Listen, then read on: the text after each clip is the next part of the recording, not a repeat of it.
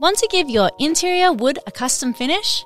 Not only does Feast Watson's Prooftint come in a range of colours, it can be mixed with other Feast Watson products so you can get just the look you're after.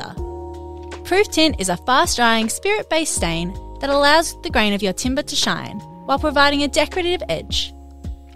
We're going to bring this bed to life by mixing Feast Watson Prooftint in black with Feast Watson Liming White. Here's what you'll need.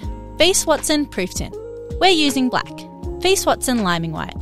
Feast Watson Clear Varnish. A flat blade stirrer, sandpaper, an electric sander, a brush or rag to apply the product, a container, a paint tray, mineral turpentine for cleaning up, and your safety gear.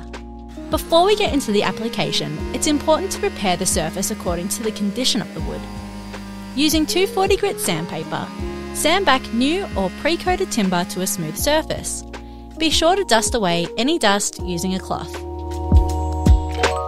Before you start the mixing magic, be sure to stir your Feast Watson Liming White thoroughly with a flat blade stirrer.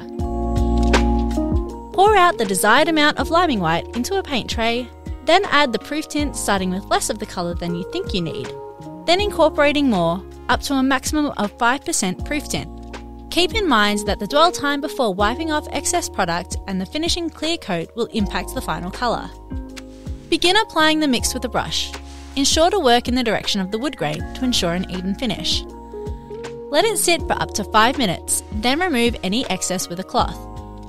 As we have diluted the Prooftint, it's important to allow at least an hour to dry before repeating the application process. To finish this piece, we'll be adding Feast Watson Clear Varnish. Stir thoroughly with a flat blade stirrer.